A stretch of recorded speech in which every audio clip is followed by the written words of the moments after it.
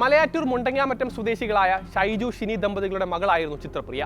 നാട്ടിലെ സ്കൂൾ വിദ്യാഭ്യാസത്തിന് ശേഷമാണ് ചിത്രപ്രിയ ബംഗളൂരുവിലേക്ക് ഏവിയേഷൻ പഠനത്തിനായി പോയത്.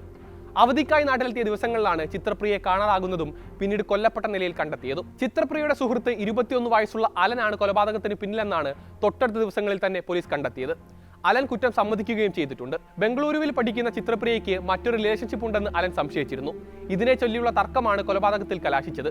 പെട്ടെന്നുള്ള പ്രകോപനത്താൽ മദ്യലഹരിയിലായിരുന്ന പ്രതി കല്ലുകൊണ്ട് തലക്കടിക്കുകയായിരുന്നു എന്നാണ് പോലീസ് പറയുന്നത്. മൃതദേഹത്തിന് സമീപത്ത് നിന്ന് രക്തക്കറ പുരണ്ട കല്ല് കണ്ടെത്തിയതായും പോലീസ് പറയുന്നുണ്ട്. സ്കൂളിൽ പഠിക്കുന്ന കാലം തൊട്ട് തന്നെ അലനും ചിത്രപ്രിയയും തമ്മിൽ സൗഹൃദമുണ്ടായിരുന്നുവെന്നാണ് അവരുടെ ബന്ധുക്കളും സുഹൃത്തുക്കളും പറയുന്നത്.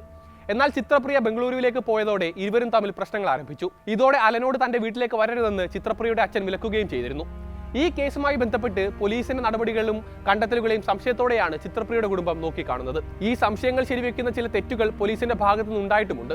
അതിൽ ഏറ്റവും പ്രധാനപ്പെട്ടതായിരുന്നു ചിത്രപ്രിയയും പ്രതിയും ബൈക്കിൽ സഞ്ചരിക്കുന്ന ദൃശ്യങ്ങൾ എന്ന പേരിൽ പോലീസ് പുറത്തുവിട്ട CCTV ദൃശ്യങ്ങൾ. മലയാറ്റൂർ പള്ളി പരിസരത്ത് നിന്ന് ശേഖരിച്ചതെന്ന പേരിൽ പോലീസ് പ്രചരിപ്പിക്കുന്ന ദൃശ്യങ്ങളിൽ അലനൊപ്പം ബൈക്കിൽ സഞ്ചരിക്കുന്നത് ചിത്രപ്രിയ അല്ല എന്നായിരുന്നു കുടുംബത്തിന്റെ പ്രധാന ആരോപണം. ചിത്രപ്രിയയുടെ ബന്ധുവായ ശരത്ലാലാണ് ഇക്കാര്യം ആദ്യം ഉന്നയിച്ചത്. ദൃശ്യങ്ങളിൽ കാണിക്കുന്ന സമയമായപ്പോഴേക്കും ചിത്രപ്രിയ കൊല്ലപ്പെട്ടിരുന്നു എന്ന് പോസ്റ്റ്മോർട്ടം റിപ്പോർട്ടിൽ തന്നെ വ്യക്തമാക്കുകയും ചെയ്തിട്ടുണ്ട്. പോസ്റ്റ്മോർട്ടം റിപ്പോർട്ട് പുറത്തു വന്നതിന് പിന്നാലെ പോലീസ് ഇക്കാര്യം സ്ഥിരീകരിച്ചിട്ടുമുണ്ട്. അങ്ങനെയെങ്കിൽ പിന്നെ എന്തിനാണ് പോലീസ് ഇത്തരമൊരു ദൃശ്യം പുറത്തുവിട്ടത് എന്നതാണ് ഉയരുന്ന ചോദ്യം.